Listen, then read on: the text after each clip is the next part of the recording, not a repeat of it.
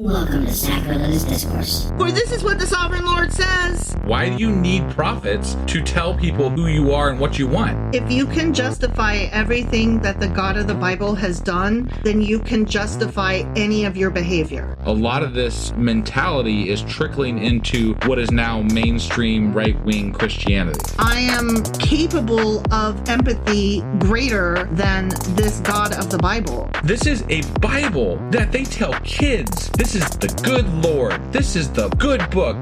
He is fantasizing about murder, mass murder. Head over to sacrilegiousdiscourse.com right now to find out how to leave us a review or support us on Patreon.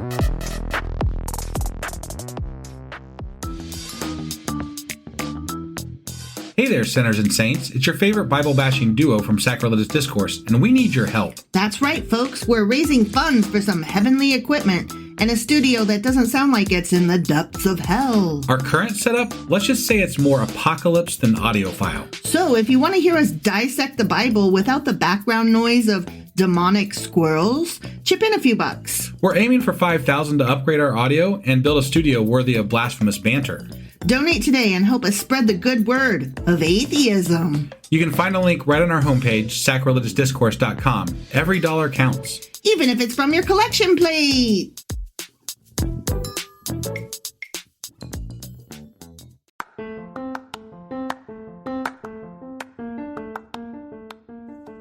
Hey you, welcome to Sacrilegious Discourse. I'm husband. I'm wife. And together we're reading the Bible.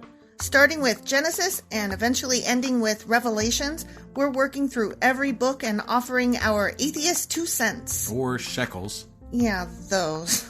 We're asking questions and pointing out all the nonsense. We aren't academics or scholars. Nope. In fact, when it comes to religion, we really don't know anything at all. What we've learned so far is that God's a dick. Oh, he really is, isn't he? If you're interested in how we reached this startling conclusion, maybe start from episode 1. Otherwise, jump in anywhere. It's all good. Yep.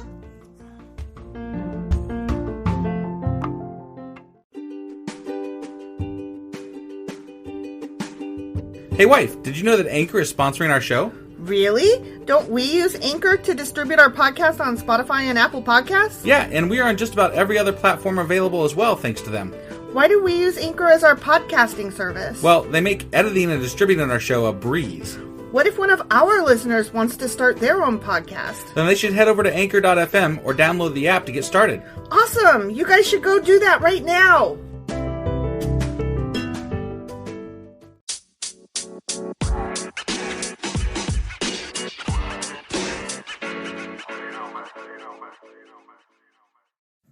Husband! Wife! Hey! Hey! Happy Christmas! Happy, yeah. Happy Something. Merry Holidays! Yeah, happy holidays. Right! Those things. Yeah! I mean, we're almost there anyway. I mean, yeah. It's like... It's this weekend. What's this weekend? Christmas. Oh, that one. Yeah, that one. It's got to do with that Christian shit, right? Yeah, so I thought that today we'd talk about church things. Church things? Since it's a religious holiday. Like what kind of church things? Well, hang in and find out. Oh, okay. All right. Well, let's, so this is a special episode then, right? Yeah. Oh, okay. It's a bonus episode. It's gonna be real special. Mm-hmm. All right. Let's do this.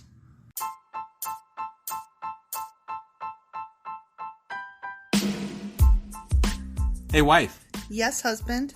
Did you know that we are now on Patreon? Yes, because you told me, but also, no, tell me more. So we're on Patreon now. Are we? We are, and our supporters can go there and support us, and we have multiple levels all the way up to You Killed God. That sounds really drastic and escalated quickly-ish. Well, no, there's multiple levels before there, so it escalates on a sliding scale of, cheap to not cheap. Oh. But, we can definitely use any amount, so, any support is always appreciated. So what exactly is Patreon? It's a place where you can show your support for our podcast. And just our podcast? Any podcast or any performer. But, we're the ones that, you're listening to right now. So maybe you should, support us. That'd be awesome. That would be awesome. But we love you anyway. So all you got to do is go to Patreon, look up Sacrilegious Discourse. It's actually patreon.com/Sacrilegious Discourse is our actual main page there. So head on over and send us some love. Yeah. So, since it's Christmas time and that's like a religious holiday, I know. I thought that we could talk about how many people go to church on the holidays. I bet it's a lot more than normally go. It is. It is. That's just my guess. Because you know what? I have been to a church service. Don't talk about that yet. Oh, sorry. We'll talk about that later. Okay. Sorry. Yeah, I don't want to know about that yet. My bad. I want to talk about See, the this other is why people. you should have told me what the hell we were talking about instead of just making me guess. Well, I didn't want you to guess. I just wanted you to just go with it. Go with me. I went with it. I was going with it. Stop. Yeah, I'm still going with it. Stop. Oh my God. I want to talk about other people, not us. Okay, let's talk about other people. So did you know that in the Catholic Church that Christmas is an obligatory day that they have to go to church? Have to meaning what exactly? It's an obligation. Or what? Well, they might be kicked out of their... You're going to excommunicate them because they didn't go to fucking Christmas service? I mean, it's very serious. I don't know what the ramifications are, but there's a social... What if you got COVID? Okay, stop. I'm just saying. I'm sure that if you have a doctor's excuse or whatever, I'm sure that there are exceptions, but you can't just be a layabout. You literally got to go take your priest fucking doctor's note saying, I was excused from Christmas service. I'm trying not to be disrespectful. You're such a dick. Okay, the Catholic Church says that if you have the means and you are a practicing Catholic, which all of you should be by what they say, right? Because you know Catholic. Yeah. Then you need to be, your ass needs to be in a pew on Christmas, okay? Got it. So that's what I was trying to say. Mandatory, yeah. And so there are these different surveys that have been done. Some are self-reporting. Okay. And some are not, obviously. Okay. So of the self-reporting surveys, they found that 6 out of 10 Americans typically attend church on Christmas. 6 out of, so 60%. Interesting. But that's self-reporting. Okay. So then there are other surveys that indicate that... exit polls? Oh my God. Exit polls. Shut up. I'm just saying, maybe. Oh, that wasn't just at Christmas. That's... In general? In general. Oh. Yeah. Okay. Sorry. That's different. Yeah, that's different. Yeah. I don't know. I have my facts mixed up. Sorry. Okay. So, well, I would say that's a lot. I would say that's pretty high. 60% of Americans attend church every Sunday. In their mind, according to self-reporting, but according to actual surveys that don't count on self-reporting, only 37% of Americans attend on a weekly. Dramatic difference. Yeah. Dramatic. I thought that was interesting. Yeah. That's wow. Yeah. That's a dramatic difference. And then there was another study that showed that just 22% of Americans attend services weekly. See, I could get down, 22 sounds closer to right. Yeah. Because, you have a lot, that, and it goes to my theory that, the hypocrisy behind religion. Mm-hmm. The people out here that I live around that are all, religious. They're very practicey Christians. Yeah, well, I mean, they want to come across that way, but it's more for social standing than anything else, and they might check the box and go once a month or something, but I don't think they go every week. I mean, some of them probably do. Some of them probably do, 22%. Exactly. I found this bit of demographic statistic stuff very interesting. Okay. Church attendance remains stronger among older demographics and is more common for women as well as those who lean right-wing politics. I mean, that all trucks with me as far as... Really? I would not... I guess, I knew it would be older and I knew it would be right-wing. I didn't know that more women than men... Although if I think about it, I guess that really does make sense. Well, women are the child-rearing people, right? Mm-hmm. And there are a lot of people in this country that think that it is important to be a part of this culture because it helps promote you as a person and it gives you a community to belong to. So part of the woman who is raising the children, taking them to the church is part of their child-rearing. It's that indoctrination bullshit where they're taking them to church because it's what you're supposed to do. So you're saying... not just women in general, but moms. Yeah. Well, but what about women in general? Just all women? I would say that it's higher. If I had to guess, I would say it's higher on women because of moms. That would be my guess. Huh. Yeah, I could be wrong. But, I mean, that's the impression I would say. I would think that because women are considered the more nurturing and the more spirity, closer to, like, more likely to be flighty or whatever. You know what I mean? Like, when you think about people who are pagan, it's more often women than men. When you think about all kinds of other religions, it's always, like, more women than men. So I guess my impression of, like, you hear it all the time where the dad's too busy to go, so the mom has to take up the... By busy, you mean that the dad has to stay home and watch the football game. Well, fuck yeah. Oh, my God. And that game is really important, you know? Clearly. Yeah. Whatever. God won't strike you dead for watching your favorite team. Damn. That'd be cruel. That's so wrong. It'd be like there's a cruel God or something, you know? I can't even with that. That's nonsense. Anyway, that's my theory. I think it's moms. Well, I think it's because women are more spiritual. Well, they can tell. You guys should tell us what you think. Yeah. And let us know on Twitter. Because I'm curious what everybody thinks. Yeah. I'm probably going to ask that question at some point. You should. I will. Okay. Here's another interesting tidbit. Okay. A 2018 sociological survey found that in the United States, Donald Trump voters who attend church regularly are more likely than non-religious Trump voters to be crazy. Oh, sorry. I interrupted. To have warmer feelings towards racial and religious minorities, to be more supportive of immigration and trade, and to be more concerned about poverty. The ones that go to church? Mm-hmm. Interesting. I know, it was exactly the opposite of your interruption, which is why I glared at you. Right. No, I got you. Well, I mean, so generally the messages that you receive at church, I would say, are more often than not, wanting to, like, you're getting the Jesus message, right? The help other people and the lesser and yada yada yada. Right. So if you are an actual churchgoer, you know that's the hypocrisy in the Trump movement is of the religious right is what we always talk about, but they're the ones that don't go to church. They're the ones that don't. Yeah, exactly. They're the 22%. Yeah, they're that fucking percentage of people that say they go to church, but they don't actually go to church. They just want the fucking image, and they want that, the points. Yeah, America and fucking Jesus, whatever. Yeah. Fuck them. Yeah. Oh, I'm sorry. That was harsh. That was a bit. You went far there. I went pretty far there. Yeah. But you know what? Fuck them. Oh my God.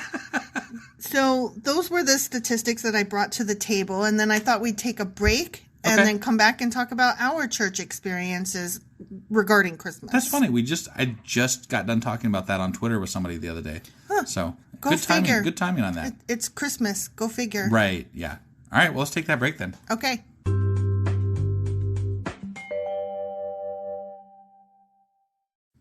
Okay. So why don't you go ahead now and tell me about that church experience that you had on Christmas? Well, I was just going to... So, I mean, when I was younger, we didn't go to a lot of churches. And I've covered this before, kind of. Like, we went to a Quaker church and stuff like that to experiment with church and stuff. But one thing I do remember is going to a Catholic Christmas Mass at one point. And it was cool. And even my dad went, who definitely did not believe in God. But it was more for the experience, I guess, and you got to see this once in your lifetime. Like the history kind of thing. Yeah, it's apparently, it was a pretty big deal. There's a lot of pomp and circumstance, and it's all, I don't know, it's a big old show. So big old show. That is funny. I don't know much about it. I didn't know anything about it at the time. I just remember that was one thing that I had to do. You experienced I had to experience that, yeah. So I did. I don't think I've ever been to a Catholic Mass. Oh, now we're going to have to do that at some point. I know. I think we should, just to say we have. Yeah, Yeah. Yeah. Maybe this year. What do you think? Oh, this year? Let me check my calendar. I know. I need more mental prep than just a week. This is kind of short notice. I need a year to think about it. Maybe we could do that as a special, another year, and then we'll just report on our experience. Okay, something like that. Yeah, we can do that. Let's do it another year. Okay, another year. Another year. Okay. All right. I can remember attending not church on Christmas, but those plays that they make the kids do, and it's always the nativity, like every year. I don't recall ever going to one of those damn things. Are you serious? Yeah, like I don't think our school had. It wasn't through the school. It's through the church. The church youth group does it. Got it. Yeah, I never went to a church youth group, nativity thing. You never got invited to watch the play? Not that I'm aware of, no. Well, I guess because I grew up on a small military installation overseas. Right. That, like, all my friends were in it. Got it. So, I mean, that must be why. Yeah. That's the only thing I can lived imagine. in a small town, so you would think I would have the same thing. But in that small town, there was, like, a ton of churches. So, right. Yeah. I think people kind of stuck to their own little clans. You fucking throw a rock out here and you're going to hit a church. Maybe two. You probably skip it off one end to the other. I mean, the house that we lived in before this, our landlord was a pastor oh my God. at a church. Yeah. He was nut. That was fun. He wrote a book, too, apparently. Oh, whatever. He wanted us to buy it. Whatever. We never did. It was self-published, and there's nothing wrong with self-pub, but it was garbage. Yeah. And it shouldn't have been. You remember when you and our kid went to the Black Lives Matter rally here? Oh, and he was there? Yeah, he was there. Yeah, and only he was not on the correct side. He was not on the Black Lives Matter part. Right. He was on the concerned citizens yeah. with the loaded weapons. Right, yeah. He Good guy. Great side. guy. Great guy. Yeah. So I don't really have any specific churchy Christmas things. So I mean, sorry. I don't have a lot either, so like that was not, very exciting.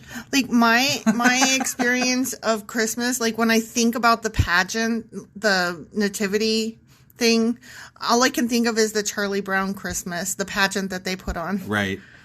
I mean, if we just talk about Christmas experiences as I grew up, like that was very materialistic, honestly. Well, no, I take that back. We had one year where we created, like we all made our own presents for each other, like for our family, and that was really kind of cool. And we used to go caroling around town. Like our whole family went caroling around town. I wish we did that. Like, I mean, that was fun. It was very much a sense of family and community, and I enjoyed that. Like that was definitely That's so something funny that was fun. because last year I was like, let's go caroling, and you were like, not a chance. Yeah, but people don't like neighbors anymore. Like, you might get shot for doing that. So, I don't know. It just doesn't feel the same as it used to. You might get arrested for disturbing the peace. I'm just saying, like, it just doesn't... I bet when you went with your friends or your family and did caroling, I bet that you didn't actually sing. I did. I bet you just mouthed the words. I sung. You sang? Really? Yeah, definitely. Oh. Yeah.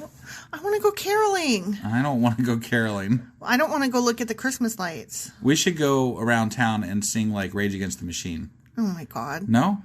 No, that is not Christmas. System of a Down. That is not Christmas. Damn it. Okay. Stop. Stop. Ariel's, it's got angels in it. Behave. I'm just saying. Behave. Why? So anyway. What's your favorite Christmas? What is my favorite Christmas? So again, most of my Christmases were materialistic, but I did come down one year, and our parents, obviously, because, spoiler, Santa's not real. Oh my God. But hey, we're already an explicit podcast. I'm sure we can dump that one out there. All right. Anyway, so our parents had bought us every single He-Man that we didn't own at the time. And it was the most awesome Christmas ever. Like, I mean, it was literally every He-Man we didn't own.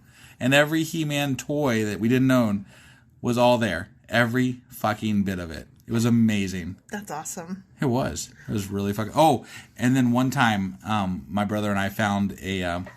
like the tracks that you have, like the remote control cars, but they followed on the tracks, and you just... The racer tracks or whatever. Mm-hmm. Well, our parents had gone through all this trouble to set up, like, the whole thing down in the basement to, like, test it out and stuff. Well, me and my brother found it and played with it for, like, 2 weeks before Christmas. Oh, God. So, yeah, that was So fun then when too. you unwrapped it, you were like, boring. Parents were like, why aren't they excited about this? And yeah, we didn't tell them until years later that we had discovered it weeks prior. You're horrible. You're a horrible human being. And yet when we were ordering gifts on Amazon, I was like, how are we going to avoid seeing what each other ordered, and you said, I won't peek. I don't have any interest in peeking anymore. I don't believe you. I don't. I don't believe you. Okay, well, I mean, I don't. Well, I'm not. So what's your best memory of Christmas? My favorite one is one year when we were still overseas, and my mom and dad had got us Cabbage Patch Kids, and all of our friends had them. So this was like not the year they came out. This was like a year later. You guys were behind the We curve. were so behind, and so my mom got us the Cabbage Patch Kids, one each, and a bunch of clothes and like baby doll stuff so that we could play with them and, you know, take care of them. Yeah. And I'll never forget, mine was named Zelda May. Gotcha. Yeah, it came with that name, and I could not wait to get rid of that name with the little adoption paper thing with the little certificate. And I named her, what did I name her? It was something like Raquel or something like that, because I thought that was so exotic. Got it. Yeah. So that was your best one then? Yeah, again, very materialistic. So I got a quick question. What's that? What's your take on Christmas and Santa now? Okay, that's so funny that you asked that, because I literally heard somebody in a podcast today defending the existence of Santa, a full-ass adult. Yeah. And I loved it because, okay, well, this gets into what you and I were talking about recently with regard to the magic of Christmas. Right. Okay, so I've come to the conclusion that Christmas is not something that like happens. It's an active verb. Like, you have to do Christmas in order to feel Christmas. Sure. But that never really struck me so much as this year, because we did not put up any decorations. We did not put up a tree. We did not put up anything. That is true. And we haven't done one thing that's Christmas related. Like, we haven't gone to look at lights. We haven't gone to any Christmas parties or nothing. We've done no Christmas baking. Though there is some Christmas stuff coming up still. Well, that we're going to go to. What things? Dinners. That's Christmas dinner on Christmas. Right. I'm just saying that we do have some things coming up. Okay, but that is not getting in the spirit of the season during the season. Right. That's what I'm talking about. Got it. And then, so you were telling me the other day that, you know, it doesn't really feel like Christmas is coming. And that's what I was trying to convey, that, of course, it doesn't feel like Christmas is coming because we haven't done Christmas. And you can't just have Christmas. You have to do Christmas. I just feel like it's a lot of work to perpetrate a religious holiday. Yeah, basically. Well, I agree, but it's also fun. And I agree that it was fun when I was younger, but like as you get older, it's just like, yeah, okay, we're all in on the joke. But you don't want to do it for our teenager? Well, I mean, they're not real excited. Like, they're not real excited about it either, according to them. Now, yeah, but I'm just saying, like, I don't know. But maybe that's what I'm saying. Maybe that's our fault. About. Maybe that's our failing because we did not Christmas hard enough. I don't know. I'm really torn on this one because, like, I don't. And there's multiple reasons why I don't like Christmas. I don't like the consumerism of Christmas. Totally. I'm totally with you. I don't there. like the Christian backdrop to Christmas. I totally agree with you. So, like, if you take those things in conjunction with each other, and right. it doesn't make a lot of sense to me. Like, why we still like the part that I like is a reason to go see family. Like, that's the part, that's really the only part I like. But the obligation to buy presents and to that was something else. When you and I first got together, we fought with your family more than my family, right? Because there was just this understanding that we buy each other gifts, and you have to buy everybody a gift. Right. And then there was, okay, we're not going to buy everybody a gift. We're going to draw names out of a hat, and you have to buy that person a present. Right. And I remember that you and I were like really financially strapped, and I was like, I am not going to why don't we just change $20 with each other? Right. And then like one of your family members thought that he was being nice. He was going to give us $50 to buy the person a gift. And I'm like, then why don't we exchange $50 instead of, like, whatever the amount is? Like, I don't understand it. And that's what I'm saying. I don't like the consumerism And the social obligation, obligations that come with it. Yes. And that's and I fell prey to that very much throughout my life. And I guess now that we have a chance to have a reprieve of it, I'm kind of ready for that break. You know, like I'm ready to just say, I don't know, enough of this crap. And I'm happy to see family, and I love my family, and it's great to be able to get together with them. But the rest of it is kind of shit. Well, here's my thing. I love buying stuff for my kid, but I love buying stuff for my kid all the time. Yeah, for sure. And so when Christmas comes around, I try to do a little bit more than usual. Right. But every dollar that I'm not spending on my kid, I resent. You know what I mean? Like, I don't want to spend money on our siblings. They're adults. Right. They have their own financial situations that are maybe better than ours, and I don't want to spend money on them. I just don't. Right. Not because I don't love them. I love them dearly. But you would, okay, but even whether it's Christmas or not, if you saw something that they would love, you would pick it up regardless. I have. You picked up a Charlie Brown nativity scene for your sister years ago. Because it was the last one, and my sister collects nativity scenes. Right, and Charlie Brown, for crying out loud. It was a no-brainer. Right, yeah. So it's not that I don't enjoy buying things for people. I hate the obligation, and I hate it that it's this one time of year when all I want to do is give my child the world, but I gotta hold on a sec, kid. I gotta also, you get less because I have to give so-and-so a gift. I have to. Right. And that pisses me off. Yeah, the obligation. The obligation is so problematic. It is. And that goes hand in hand with the consumerism. Right. No, and that's the part that I railed against earlier in my life, and still to this day. But our families have gotten really, really good now. They recognize that, no, we're not going to do that. Right. If we get anything, it will be for the kids, and it'll be because we have money this year. Right. But otherwise, fuck off. Yeah. I mean, honestly. So that's our confused self-take on Christmas. Yeah. We'd love to hear your take, because I think for a lot of people, this is something that it's confusing. Everyone struggles with as to how to deal with it and what to do, especially in this, if you're an atheist or humanist or even a non-practicing Christian, Right. I mean, those are, it's something that people question and struggle with, I think, is how to do this whole season. How to do Christmas when you're not a Christian. I mean, it's one of the highest points for suicide because of stress, because of and being money, alone. because of, I mean, there's just being so many alone things. at Christmas. Being alone. I mean, there's such an emphasis that it is harmful in some regards. Yeah, definitely. So I don't know, but that seems like a good place to kind of, unless you got more. Do you got more? No. Okay. No. You said I'd say it that all. sounds like a good place to leave off then. Let's leave off. All right. What are we doing next week? Another special bonus. Another special bonus? Oh my gosh. Oh wait, you said next week, but you meant Thursday. I meant Thursday. That's what I meant. This is Tuesday. That's I knew that. Okay, so you meant Thursday. I totally knew that. How did I? Fuck off! You did not. So on Thursday we're gonna do another special bonus, but it'll just be silly. It'll be less discussion and more silly. Yeah, I mean that's what we say now. No, it will. Oh, it will. Yeah, I already have it planned. So it will. Great. You put me in charge of figuring this shit out. Why the hell do I put you in charge of anything? I mean, I'm the one that does the research. I'm the one that leads the discussion. I'm just joking.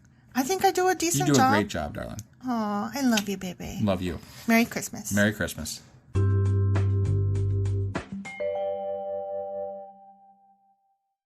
Hey, we have an editorial correction. We do indeed. Yeah. Happy holidays.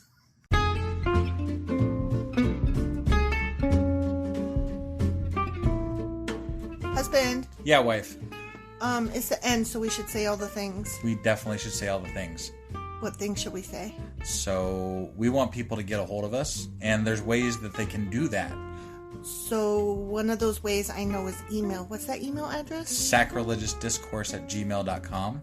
And they should do that by 5 Eastern on Sundays if they want their question to be included in our new Tuesday Q&A episodes every week. Yeah, I'm really looking forward to hearing from some of our fans, for sure. Yeah. They can also get a hold of us on social media. And we have Twitter, Instagram, Facebook, and Pinterest. Probably the easiest way would be through Twitter at sacrilegious_D. For D's nuts still. Yes, still. Still. I guess. Or dum-dum, or doo-doo. Yeah, wherever you want to go with that, I guess. Right. Okay. Yeah, so we have all those things, and they should go there. Yeah, they should. Okay. And then, also, what else should they do? They should, review us on Apple Podcasts, because that really, really helps us out. And, if you are on any other podcasting app, just, hit a heart or a like thing or something. A thumbs up. Thumbs up. Nice. Whatever the hell it is, just do it, okay? Just do it. All right. I think that's all we got. Oh, you know what? I have one more thing. Oh, she's got one more thing. Thank you so much, guys, for listening and choosing us to spend your time with. We really appreciate you all, and you are definitely top shelf. Yeah, honestly, it makes us smile just about every day. Yep.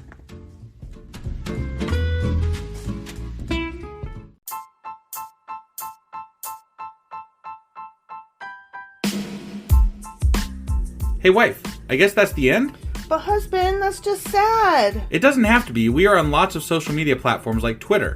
Our handle there is sacrilegious_D. For D's nuts. Oh my God. Stop doing that. Anyway, we're also on Facebook, Instagram, and Pinterest. There's a link to all of our social media sites at our website. Ooh, we have a website? Yeah, it's sacrilegiousdiscourse.com, where you can also find a link to our merch shop. We have a merch shop? Yep, we have podcast-themed clothing, mugs, notebooks, and more, as well as an atheist and science-themed products. Wow, our fans should really go check that out right now. Definitely. They can get in touch with us by sending an email to sacrilegiousdiscourse@gmail.com. But before they do that, we could really use some help. Oh yeah? With what? Well, it's not free running the podcast, and we need some financial support in order to get better equipment, which will free up time so we can concentrate on our podcast and our fans. Okay, so what should they do? Head over to patreon.com/sacrilegiousdiscourse and sign up as a contributor on our podcast. Supporters there receive additional bi-weekly episodes that we record just for our Patreon members for as little as $2 a month. Also, we'd really appreciate it if you would like and subscribe on whatever platform you're using. And Apple Podcast reviews help us out tremendously. Like and subscribe. Leave an Apple review. Join us on Twitter. Support us on Patreon. That's a lot of instructions. Don't forget to say thanks. Thanks. Okay, bye.